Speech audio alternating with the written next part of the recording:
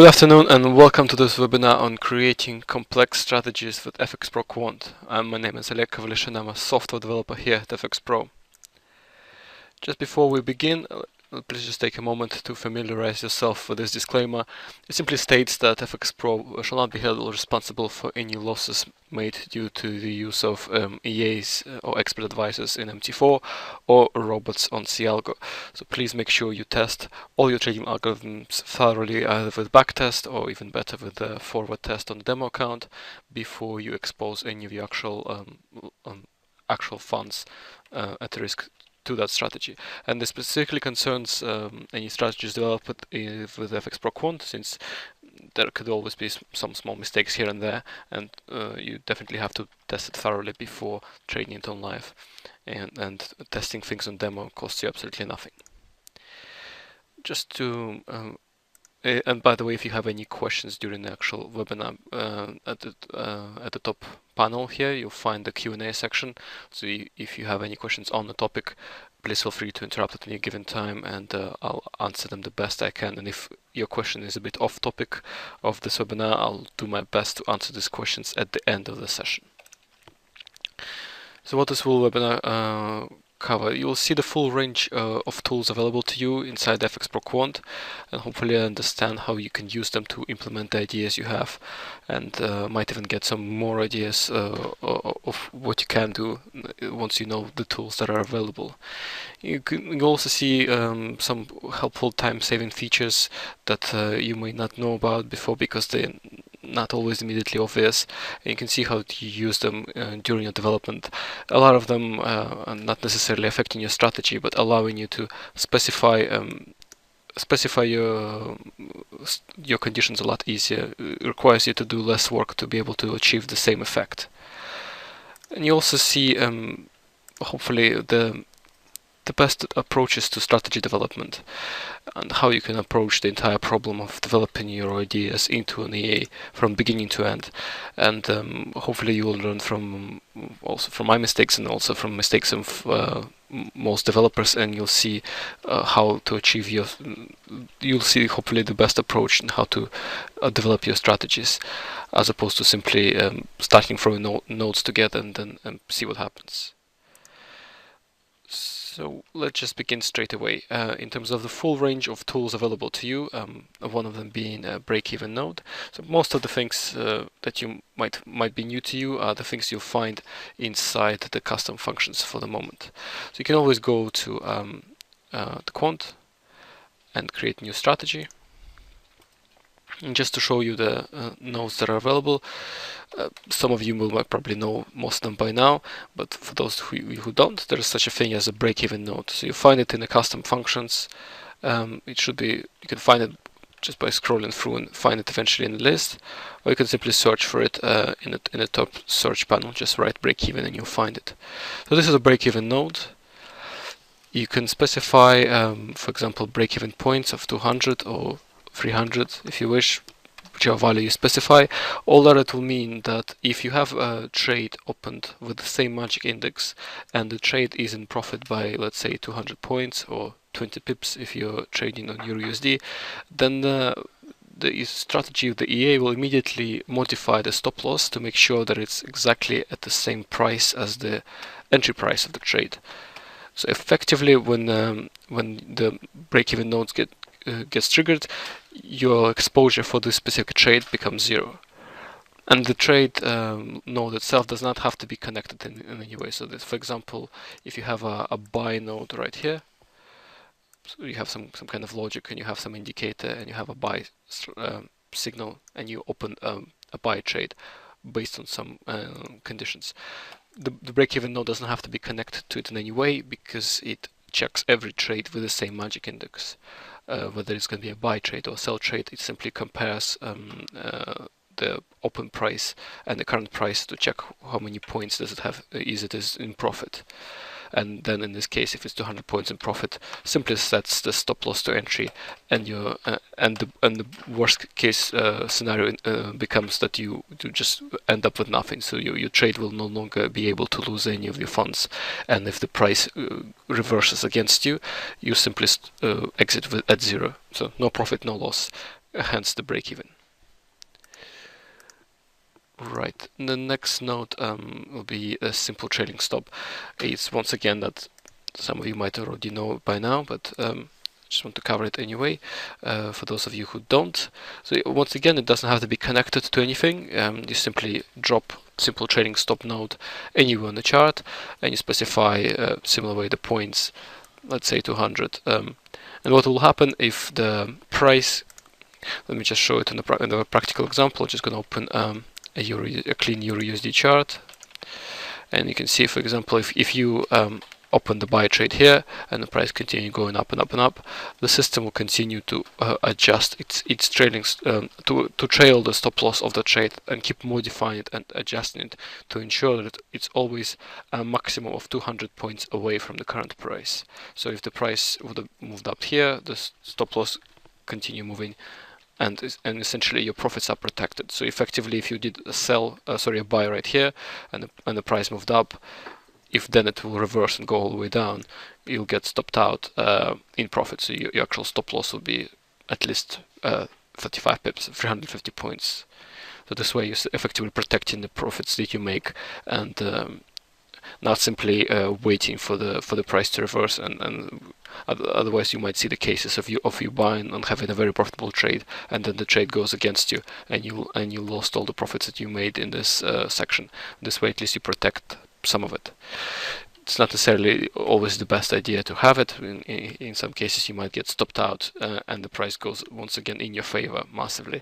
In that case you might need to play around with different settings, exactly what level of trailing stop you set, whether it's going to be relatively aggressive of 200 or you will be more conservative of 500, and essentially trail stop loss further away from the current price.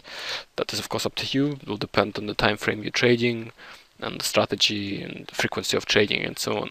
So there's not always the right answer for that, but it will come out during your testing effectively. Right, once again, if there are any questions about any of this so far, please feel free to interrupt and ask them in the Q&A section. If anything I covered so far was unclear, please ask. The next node that we'll cover will be the universal trailing stop. So effectively, these two nodes is all you should really need for trailing. Universal trailing stop does similar thing to the trailing stop node. It modifies your stop loss and protects your profit, but at this time it does it not based simply on the amount of points that the trade is in profit, but actually on some kind of value, whether it's going to be an indicator or the previous low. It will be up to you. So what you can do effectively is take out any node that produces price. So you can take from the market data, the historical data node, specify, let's say, low, and you look at a shift by Quant, so you're looking at the previous low, connected to universal trailing stop to the price. What will happen when EA will start trading is that the stop loss will get trailed with the low of the previous bar. So if I just zoom in a bit here, if you've opened a buy trade right here, every time that you move to the next bar, your stop loss will be moving with the low of the previous one. So I can simulate this with this horizontal line. So as you move to the next bar, it moves up and up and up and up. So if effectively every time the stop loss will get modified. So in this case, the price goes slightly against you and you get stopped out. You can prevent that, of course, by allowing the extra space below the trailing price. So this is controlled by the extra deviation points. So if you, for example, put 50 points here, and you go back to the chart, so you'll see it's not going to be trailing with the previous low, but with the previous low plus 50 points, which is in this case will be somewhere here. So in this case, the trailing is going to be a bit less aggressive, and it's going to keep moving it up only at some distance of 50 points away from the previous low. And the fact that it's trailing means it will never move the stop loss against you. So for example, if the stop loss has moved up, it will not then move it back down. It will only move it in a direction of the way the trade is going. So if it's a buy trade, it will only trail it upwards and will never move it down again. So in this case, you can potentially trail your stop loss with anything you have on the chart, whether this being anything from the market price. It's going to be the previous low or the lowest low of the past 3 bars. Or, of course, you can use some of the indicators. For example, you can trail it with a moving average, so you can potentially have a moving average and trail your stop loss with this. So if you have a sell trade, in this case, you can trail it with the moving average. In that case, all you need to do in Quant is, instead of connecting the previous low, you can find the indicator, moving average, and connect that as your price. So this way it will now trail the stop loss with the moving average, and you can potentially connect any indicator to it, whether it be one of the ones in the list or some kind of custom indicator that you have found elsewhere. And a lot of people find custom indicators on the forums and then want to use them for trading stop. Not sure if I have the right example here. Things like Super Trend is one of the popular ones that people use, and RSI will not be quite useful, but you can always use things like Bollinger Bands and Parabolic SA as well to trail the stop losses. Once again, you simply connect them directly to the universal trading stop, and then it works. So this is not the indicator we need. It's fine. So you can potentially use any indicator you have things, provided that it gives you a price which is plotted on the chart. You can then use that to trail your stop loss, and you can define your logic whichever way you want. Just delete these to make sure they don't stand in the way. And the next node we'll be covering will be right. So the buy-sell nodes with MM. MM in this case obviously stands for money management. So what you can do is, as opposed to using normal buy nodes, which is either open position node you find in this case in the trade section, or a buy node from custom functions, you can use let's say buy with money management. What it will do, it will, if you specify, let's say, stop loss of 1,000, and you specify the risk per trade. So in this case, by default, the risk per trade is 1%.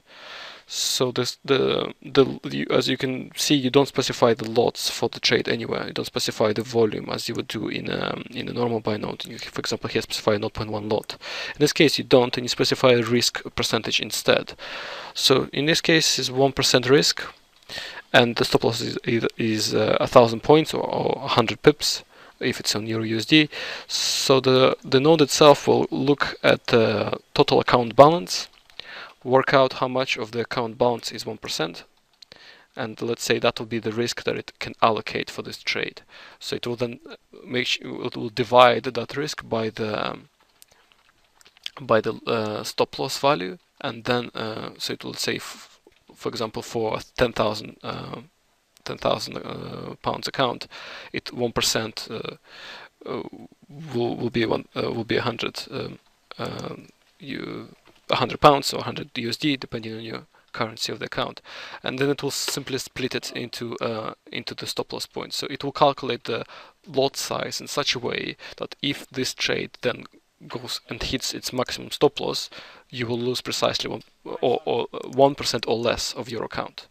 So not always precisely, because there is always rounding inside the calculation, and it's accurate on average as opposed to be very precise, but it's going to be very close to 1%.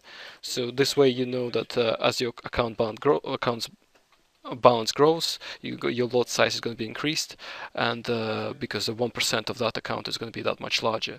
And also if you, for example, half your stop loss to 500 points, then your lot size will double, because your actual stop loss is half as much, but your risk of the account is still 1%. So you're effectively allowed to open much bigger lot while still staying within the same restrictions of your risk parameters. You can potentially use it to create complex strategies with trailing stops and so on. So the same example, if you have a break-even node, for example, when it opens, the stop loss becomes, when stop loss moves to entry, your exposure for the account becomes 0, and then money management allows you to open more and more trades this way, because it calculates the current exposure you have for the account, and if it's relatively low, then you can open more and more trades. And effectively, you can make sure that as you trade, your account is not overexposed and all the risk is controlled within here. The only issue some of you might have with it is it completely reliant on trades having stop losses. So if any trade doesn't have a stop loss or have a stop loss of 0, that will be equivalent of having infinite exposure in the mind of this algorithm. So then it will not really trade unless you specify a stop loss. So it will not always, it's not necessarily the best money management for everyone, but it's just one of the ways that you can use it. Right, the next thing we can cover is time filters. So they're pretty standard, straightforward ones. It's something that a lot of people need to use. Well, at least they do ask for it. So if you, for example, you have a signal based on, let's say, MACD, just to take a hypothetical example. So this is a buy signal based on MACD above 0. Right, and then you want to add additional filter of time. So you take the isTime node from the custom functions, and you specify to start trading between 8 a.m. and let's say 5 p.m. You then need to combine these two nodes using the AND logic. So you effectively buy when only two of those conditions are met. So you buy when you get a buy signal from here, and also the time restrictions is met. It's only then that you buy. So your MACD gives you a signal, and it is the right time to trade. So effectively, this structure will now only trade within these hours, and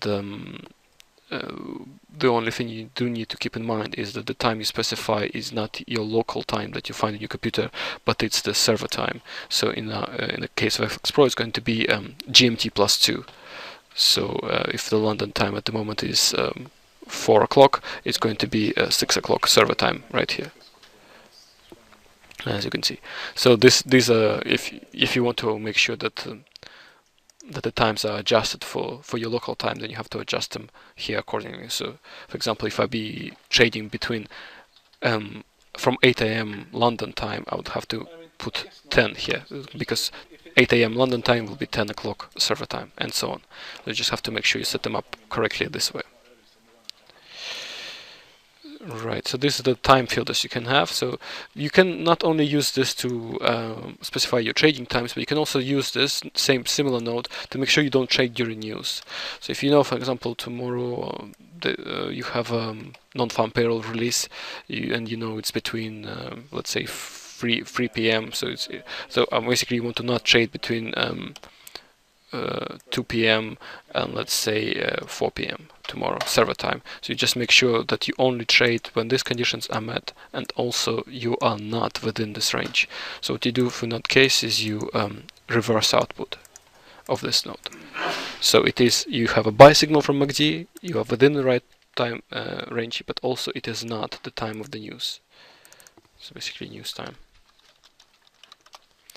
And this way you can restrict your trading and only potentially leave your EA to trade for the news day, but it will automatically avoid any news related items and not trade within this range. Right, so that's the time filters covered, hopefully. Once again, if you have any questions about anything covered so far, please feel free to ask them in the Q&A section at the top, and I'll do my best to answer them, and hopefully then the recording of this is going to be available online and you'll be able to watch the whole thing on our YouTube channel. Right, the next node we can do is max daily loss. So what that effectively does is allows you to prevent any trades if you already lost too much for that day. So it's found in the custom functions at the moment, and it's a max loss daily. So you can apply this node onto a chart. Let me just remove this one, and let's say you want to only lose a maximum of 5% per day. So if you, in this case, you once again connect this node and reverse the output, and this signal will only be produced if you have not lost more than 5% in this since the beginning of the day. So if your EA has already lost this much, then they will not be buying anymore until you and will wait until the next day to trade.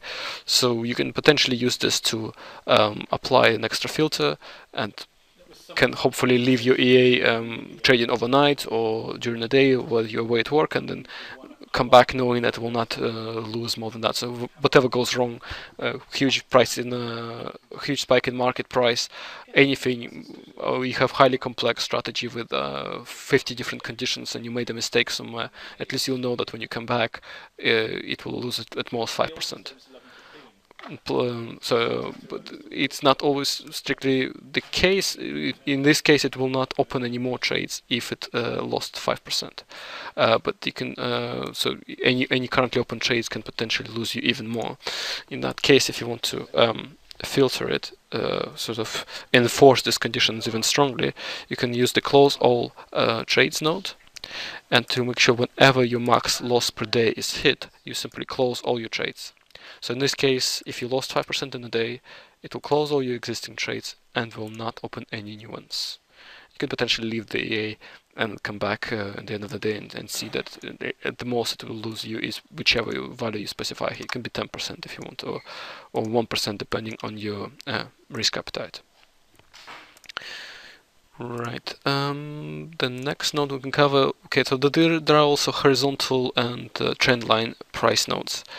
These are the nodes that allow you to access the lines that you draw onto a chart. So if for example this horizontal line that I've drawn myself, or the trend line you can draw like this, they can be accessed also by the strategy, by the quant. So if you usually it's good to name them. So for example, I use this my trend line like this. So this will be you have to specify the name, so you can refer to by name afterwards. So you can do the similar thing. You can use this then as one of your conditions. You can buy and sell when the price gets close to this line. In this case, you can simply take a node out of the custom functions, and there'll be a trend line price. And I get rid of the other ones for now. And what you can do is you specify the right name, which is, let's say, my trend line. And you have to double check to make sure the name is identical. There is.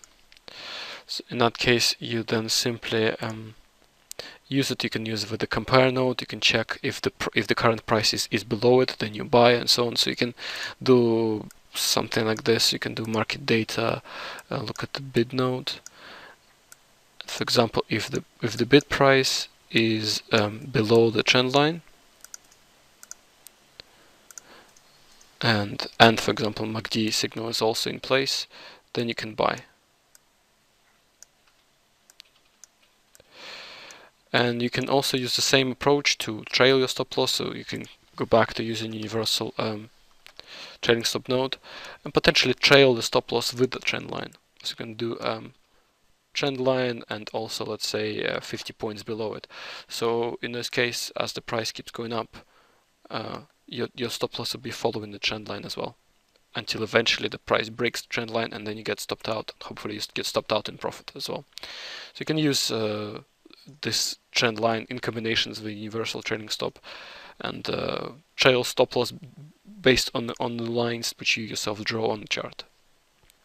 So this way you have sort of automate the execution which you have done yourself. If, for example, you wanted to trade based on some trend line which you have drawn, the trend that you yourself define, you can automate it this way, and you can potentially try this on a demo account and see the effect of it for yourself. So hopefully that might be useful to you. And what else do we have? So we also obviously have the custom indicated nodes. There will be a specific webinar covering just this topic, so the entire webinar devoted to this. If you go to our webinars section, it will be the one on the 10th of December. You can sign up to that one. So I just go through it relatively quickly in this specific webinar. So if anything is unclear, you can always watch it again in full detail. So the way you can access all the custom indicators which you have on your chart, you can potentially just thinking of the one to use. You can, for example, use the Heiken Ashi. So some people do go for this one. You can I'll delete the other ones and show you how to use the specific one. So effectively, any indicator which you have installed onto your platform any of the ones you have in the list, you can apply it on the chart and check the data window. So inside the data window, let me delete this line so it's not doesn't confuse us. You can see it produces 4 values. So you can potentially access all these 4 values inside the quant. So if the indicator produces anything inside here, then it can be used in a algorithm, and hence it can be used in quant. So in this case, if we want to use Heikin Ashi, we can go to indicator and find custom indicator. Have to specify the name precisely as it appears on the platform, so you have to make sure we get the name right. So in this case it is Heikin Ashi, and this is the name we want, so it's Heikin with a space. Fine. So in that case we go back to Quant and we type it like this. And this specific indicator doesn't take any input parameters, but if it did, for example, some of the other ones do, like CCI, it can be a custom indicator, and for example it takes a period 14. So in this case, if you use CCI as a custom indicator, you can specify a parameter here, input parameters. So you can specify as many input parameters as the indicator takes. You can just list them one by one and keep adding them. In this case, Heikin Ashi doesn't take any parameters in, so you'll see that it's inputs only colors, so it doesn't really have to put anything in. But if you want to access the first value here, the line index 0, is you go back to Quant and you specify here, so you want to access the first value. If you want to access the second one, you specify it here as well. So this specific node just becomes Heikin Ashi.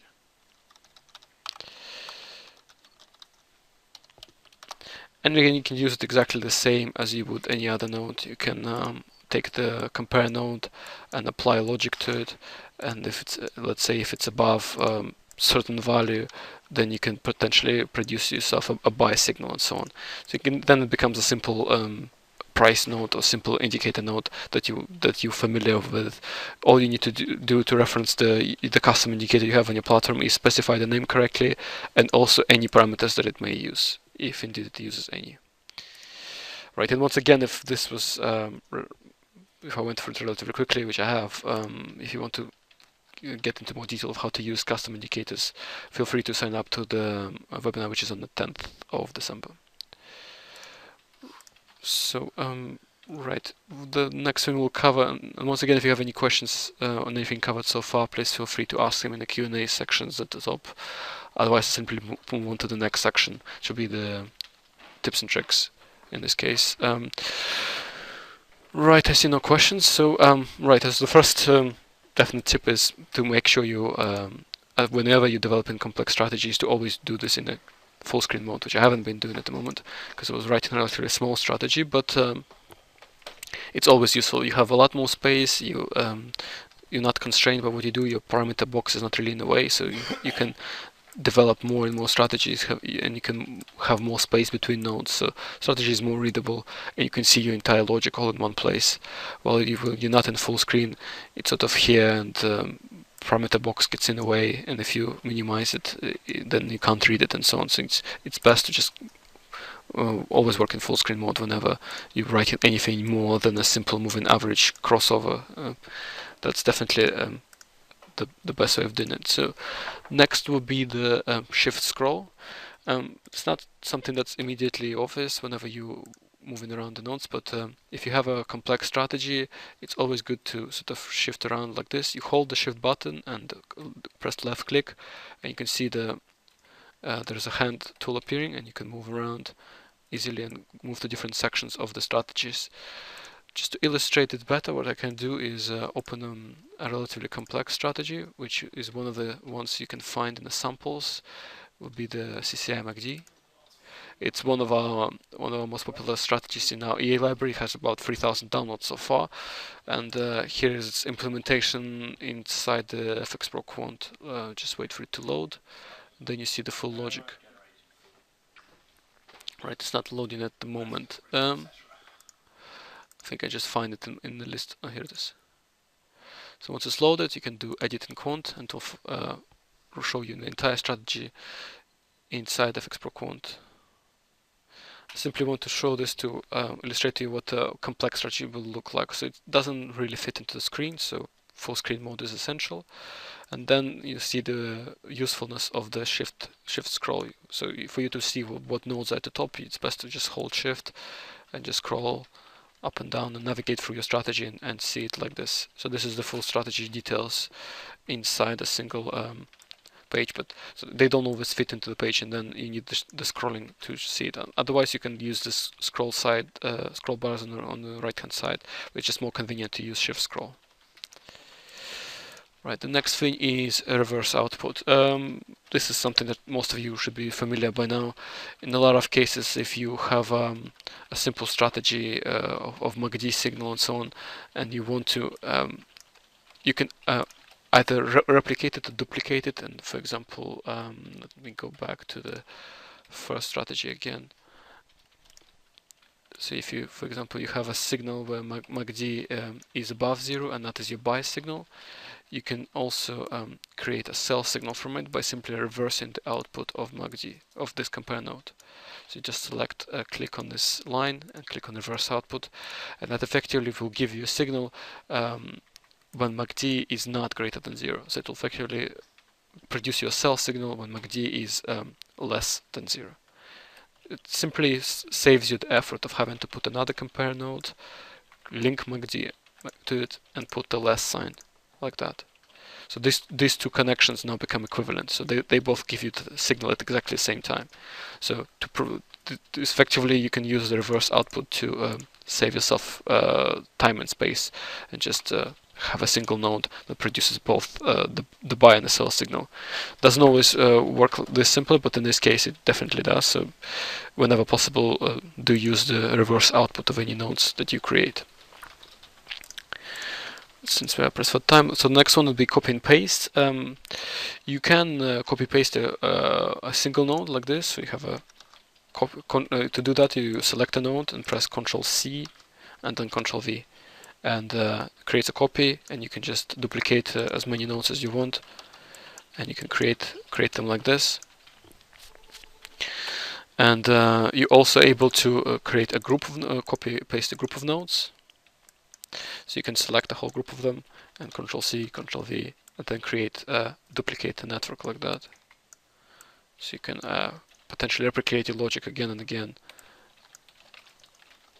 and keep creating them as much as you want.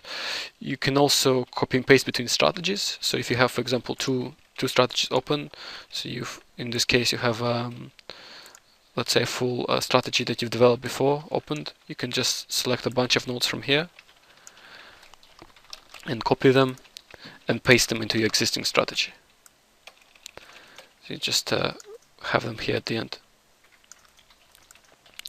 This saves you a lot of times in other cases. Since you've developed a bit of logic once before, you can just combine it from copy and paste it between two strategies, and don't have to replicate the work you've done already, and simply so basically saves you a lot of time, especially if you already know the exact logic that you want to implement. And undo and redo is obviously a very good feature, especially if you made a mistake and you want to correct it and going back to the previous state. It's as with most text editors, you just simply Control Z. So if you hold Control and press Z, all the changes you've done recently undone, and the system goes back. So all this MACD that I used to do, it simply goes through them, and all the changes, and I go back to the original state where my system was. So if I delete this node, I press Ctrl Z, I went back to the previous state. And also the redo is Ctrl Y. So if once again I delete this node, I press Ctrl Z to undo, and I press Ctrl Y to redo, and I go back to what I've done before. So you can potentially, any mistakes you made, or if you, for example, accidentally deleted two nodes, you can always just undo and decide, oh no, I want to delete this one. So you can avoid having to redo the work you've done, to duplicate the work you've already done, and any accidents that happen of deleting of the nodes, or for example you shifted this node out of position, and then you don't want to have to go back and bring it back all the way to where it used to be, or you can just press undo and it just comes back. So this hopefully will save you time in the future, especially useful when you when you're working with complex strategies. Right, so copy and paste between strategies, something that I did just cover already. It simply saves you time. You can copy and paste components, and inputs are sorted by vertical position. This is not something that immediately obvious. Whenever you have EA onto inside the strategy, whenever you apply it onto a chart, you can see all the inputs in this list. But what makes them go first on the list, what makes them go second on the list, this is something that's controlled by the way that they're placed vertically inside the quant. At least for the moment, this is how it works. So if you have input nodes, and you, for example, here have stop loss, and here you have take profit, and let's say 10 and 10. So if you want to make sure that when you apply your EA onto a chart, where is my volume EA? If you want your stop loss to be above your take profit, all you have to ensure is that the vertical position is like this. So if stop loss node is above the stop loss, if take profit node, then it will appear first in the list of the inputs whenever you apply the EA onto a chart. And that's all you need to do to be able to control the way all the nodes appear in this list. Just vertical coordinates is how it derives them. And right, so this pretty much covers the tips and tricks of the quant. So if any questions on anything covered inside here, since I covered some of them relatively quickly, please feel free to ask them in the Q&A section. Otherwise, I'll move on to the next slide. Right. So in here we'll cover the best development practices.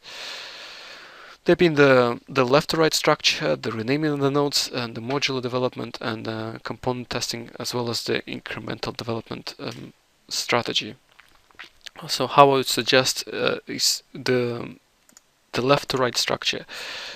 The way I would recommend to structure, although there is not necessarily always the right way, you can of course design it the way you wish and however suits you. So the recommended way is to have all your inputs and all your indicators and all the things that derive the prices and values on the left hand side, and all the action nodes, things like buy, the close of the trades, and the modification of the stop loss and so on. All of them can be on the right hand side. So effectively your information flow is from the left to right, and in between are your logic nodes and your arithmetic nodes for calculating the differences in price and so on. So this way your strategy is more readable. You have sort of inputs and information coming from the left and effectively ending up in the result on the right. If you keep your structure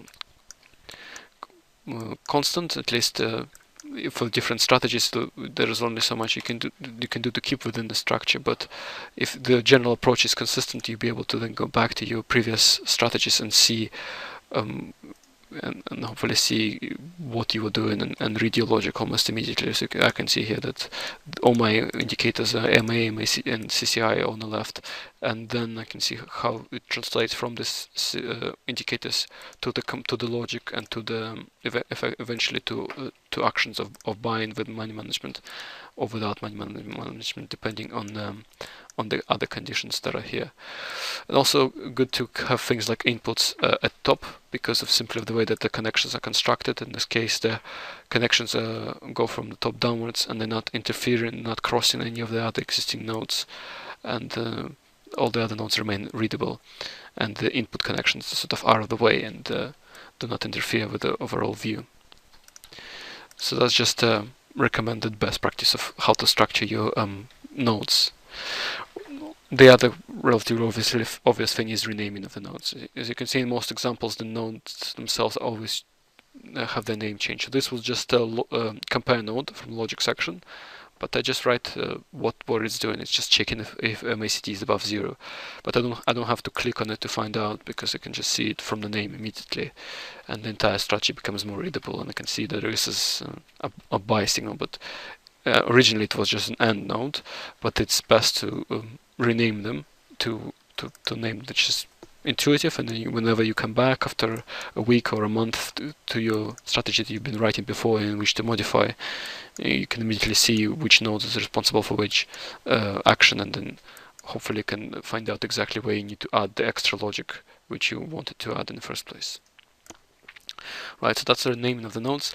The modular development approach is something that you especially need whenever you're developing complex strategies. So for example, you can start with a simple strategy and just have for example MACD implemented. So you can have a simple strategy with just MACD signal, and all this will do is to buy. And then you can have another strategy with just RSI. So you have so you can potentially take this out and backtest it and see if the MACD signal works as you expected. And then you have another separate strategy in a separate window that does the, for example, you can do it here. So you can do relative strength index, and you can use the logic node to compare it. So let's say if it's less than 30, then you'll also buy. You have effectively two separate strategies which you can separately backtest and test them and see if they work as you expect. But once you have tested them in on their own, so effectively you're testing each indicator at a time. So when RSI the signal is complete, you can just copy and paste it into this strategy and combine two of them into a single strategy like this. You just connect with end node, and it'll be and this complete strategy will be a combination of both RSI and MACD.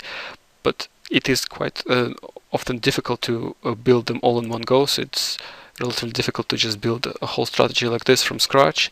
It's much easier to sort of build a CCI one and then the MACD one, and then combine the two of them together, because you can at least test components separately. This brings us to the next point, which is component testing, which another thing you might encounter if, for example, you have a complex strategy like this and something doesn't work. You apply it to MT4 and you get 0 trades. Then what do? You can sort of look at every individual node, and this one appears okay, this one appears okay. And it can take you all day just to try to check all the inputs of each one of them, and at the end of the day you might still find that you haven't found any problems.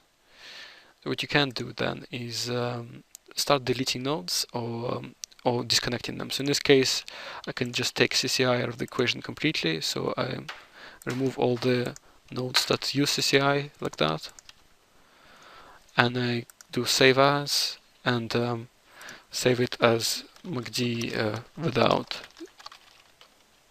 CCI, and then try to backtest this strategy and check if this works. So if the strategy before wasn't working and I backtest this one and it does work, then I will know definitely that my problem was inside here, was within the CCI nodes, and then I can undo them and find out exactly where is the source of the problem. So it'll be one of the nodes here. It will save my the time I spend on testing the strategy considerably, and whenever you're stuck and you don't know what's wrong with your strategy, there's usually the only way is to just delete a whole section of it and backtest what a reduced system, and then you'll be able to trace the source of the problem a lot faster. And the last thing we'll cover is the incremental development. Is usually the best way to approach strategy development like this is to start with a very simple strategy. For example, we start with a simple moving average cross. So you take an indicator and to moving average is the 14 period and let's say 50 period, and logical compare node. And let's say the strategy will simply buy. When you of course apply the strategy onto your chart, you'll see that it does trade, but it'll trade relatively badly because it's very simple one. It's just a make crossover. So in that case, you then go back and keep adding the more and more conditions incrementally. So you take the end node and you gradually do similar things to what I did in the demonstration of the custom nodes. You can add time restrictions, then save it and go back and see if that made any difference, if that made any considerable improvements. Then you can add other indicators gradually, bit by bit. So you keep adding more and more conditions and keep back testing them and checking if that makes any difference, if that improves strategy or it just makes it worse. And this way you eventually build up a strategy that is relatively sophisticated and hopefully trades profitably at the same time. So this saves you from having to develop a complete strategy like this in one go and then test that as a whole strategy immediately.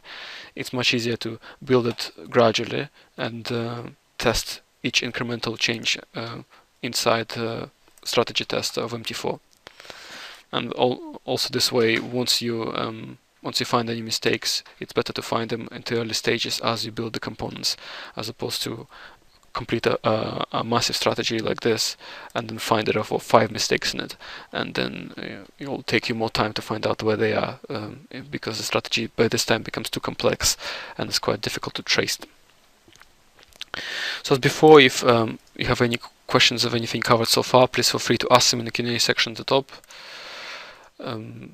Anything related to Quant at all, or anything